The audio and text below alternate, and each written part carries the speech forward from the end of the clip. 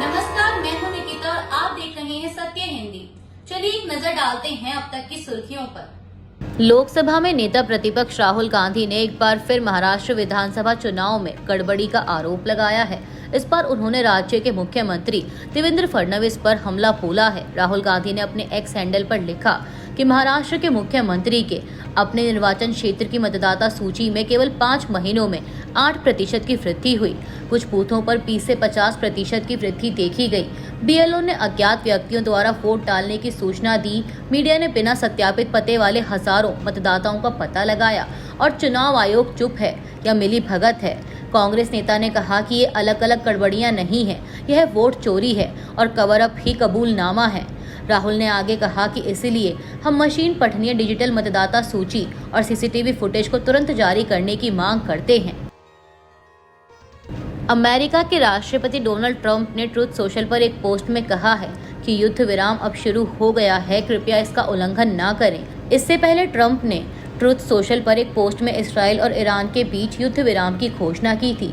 बीती रात इसराइल ने तेहरान पर कई मिसाइल हमले किए। इसके बाद मंगलवार सुबह ईरान ने भी इसराइल पर मिसाइलें दागी। ईरान के हमले में 4 लोगों की मौत हुई। ईरान के सरकारी मीडिया का कहना है कि युद्ध विराम शुरू होने से पहले मिसाइलों का आखिरी दौर दागा गया।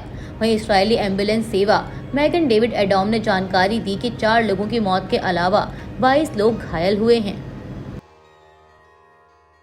इस्राएली सरकार ने कहा है कि वह डोनाल्ड ट्रंप के युद्ध विराम प्रस्ताव पर सहमत हो गई है।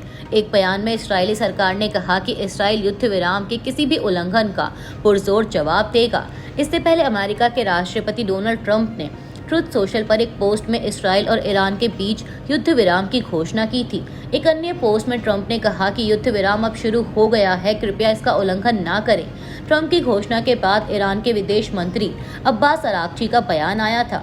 अराक्ची ने कहा कि अभी तक किसी भी तरह का संघर्ष विराम या सैन्य कार्रवाई रोकने पर कोई समझौता नहीं हुआ है, लेकिन अगर इस्राएली हुकूमत ईरानी समय के मुताबिक सुबह 4 बजे तक ईरान के खिलाफ अपनी गैर कानूनी जंग रोक देती है तो हमारा जवाबी हमला जारी रखने का कोई इरादा नहीं है।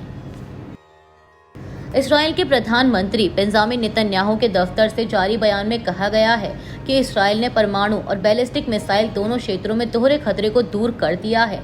आईडीएफ ने तेहरान के आसमान पर पूर्ण हवाई नियंत्रण हासिल कर लिया, सैन्य नेतृत्व को गंभीर नुकसान पहुंचाया और दर्जनों केंद्रीय ईरानी सरकारी ठिकानों को नष्ट कर दिया।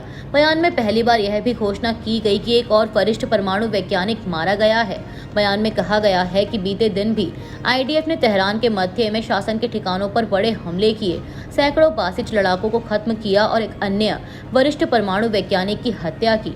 बयान में कहा गया है कि इस्राएल राष्ट्रपति ट्रंप और संयुक्त राज्य अमेरिका को उनके समर्थन और ईरानी परमाणु खतरे को खत्म करने में उनकी भागीदारी के लिए धन्यवाद देता है। इस्राएल की फायर और रेस्क्यू सर्विस ने बताया है कि ईरान के ताज़ा मिसाइल हमलों में देश के दक्षिणी हिस्से में 4 लोगों की मौत हो गई है। इस्राएल की आपातकालीन सेवा प्रमुख मैगन डेविड एडोम ने घटनास्थल का विवरण देते हुए कहा कि हमने प्रभावित जगह से घना धुआं उठते हुए देखा और जब हम नजदीक पहुंचे तो पाया कि वहां कई इमारतों को नुकसान पहुंचा था। एक इमारत के गेट पर एक बेहोश आदमी को पड़ा देखा। इसके बाद जब इमारत की तलाशी ली गई तो अंदर एक पुरुष और एक महिला बेहोश मिले।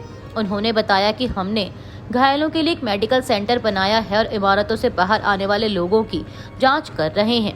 वहीं इस्राएली सेना ने अपनी एक्स पर एक पोस्ट में कहा है कि ईरान की ओर से मिसाइल दागे जाने के कारण इस्राएली शरण के लिए भाग रहे हैं। पिछले 1 घंटे में यह तीसरी बार है जब उन्हें कहीं और शरण लेनी पड़ी है। आईडीएफ का कहना है कि उनकी ओर से ईरानी मिसाइलों को इंटरसेप्ट किया जा रहा है, लेकिन ईरान के मिसाइल हमले रुक नहीं रहे। इस्राएल और ईरान के बीच युद्ध विराम को लेकर अमेरिका के राष्ट्रपति डोनाल्ड ट्रंप ने social media platform truth social पर बयान जारी किया है। ट्रंप ने पोस्ट में कहा कि इस्राएल और ईरान लगभग एक साथ मेरे पास आए और शांति की अपील की। मुझे यह पता था कि अब शांति का समय आ गया है। दुनिया और मध्य पूर्व ही असली विजेता हैं। उन्होंने लिखा कि दोनों देश भविष्य में जबरदस्त प्रेम, शांति और समृद्धि देखेंगे। उन्हें बहुत कुछ हासिल करना है और अगर वे धर्म और सत्य के मार्ग से भटक गए तो उन्हें बहुत कुछ खोना पड़ेगा। ट्रंप ने लिखा कि इस्राएल और ईरान का भविष्य असीमित संभावनाओं से भरा हुआ है। भारतीय एयरलाइनों ने क्षेत्र में बढ़ते तनाव के कारण मध्य पूर्व के लिए अपनी उड़ानें स्थगित कर दी हैं, जिससे हजारों यात्री प्रभावित हुए हैं और एयरलाइनों को काफी वित्तीय नुकसान भी हुआ है। पीटीआई के मुताबिक एयर इंडिया, जो पहले से ही परिचालन संबंधी व्यवधानों से जूझ रही है, ने मध्य पूर्व, यूरोप के साथ साथ अमेरिका और कनाडा के 5 गंतव्यों के लिए अपनी सेवाएं अस्थायी रूप से बंद कर दी हैं। क्षेत्र में 15 से अधिक गंतव्यों के लिए सेवाएं संचालित करने वाली एयरलाइन ने एक बयान में कहा कि विकसित हो रही स्थिति और मध्य पूर्व में कुछ हवाई क्षेत्रों के बंद होने के मद्देनजर एयर इंडिया एक्सप्रेस ने क्षेत्र के लिए अपनी उड़ानें अस्थायी रूप से निलंबित कर दी हैं। शिवसेना यूबीटी नेता संजय राउत ने एक प्रेस कॉन्फ्रेंस को संबोधित करते हुए कहा कि देवेंद्र फडणवीस और फर्जी शिव सैनिक एकनाथ शिंदे जैसे लोगों को नरेंद्र मोदी से पूछना चाहिए कि हिंदी सिर्फ महाराष्ट्र के स्कूलों में क्यों थोपी जा रही है, गुजरात में क्यों नहीं। मुंबई और महाराष्ट्र को हिंदी सिखाने की कोई ज़रूरत नहीं है। मुंबई में हिंदी फिल्मों का सबसे बड़ा उद्योग है, हिंदी गाने यहीं बनते हैं, यहाँ से हिंदी के बड़े अखबार निकलते हैं। हमें हिंदी सिखाने की कोई ज़रूरत नहीं है। संजय राउत ने आगे कहा कि महाराष्ट्र राष्ट्र के लिए समर्पित है। हम किसी भाषा से नफरत नहीं करते, हम हिंदी से प्यार करते हैं और करते रहेंगे। महाराष्ट्र के मुख्यमंत्री देवेंद्र फडणवीस ने कहा है कि त्रिभाषा फॉर्मूले पर अंतिम निर्णय साहित्यकारों, भाषा विशेषज्ञों और राजनीतिक नेताओं सहित सभी हितधारकों के परामर्श के बाद ही लिया जाएगा। पीटीआई के मुताबिक फडणवीस ने इस मुद्दे पर विचार विमर्श के लिए सोमवार देर रात को दक्षिण मुंबई में स्थित अपने आधिकारिक आवास पर एक बैठक की अध्यक्षता की। भारत के पूर्व स्पिनर दिलीप दोशी का 77 साल की आयु में निधन हो गया। उन्होंने 23 जून को लंदन में आखिरी सांस ली। वह करीब 1 दशक से भी अधिक समय से वहां रह रहे थे। दिलीप दोशी ने 32 साल की उम्र में टेस्ट क्रिकेट में कदम रखा और 4 साल के करियर में ही दोशी ने 100 से अधिक विकेट हासिल किए। उन्होंने अपने करियर में 33 टेस्ट मैच और 15 वनडे मैच खेले।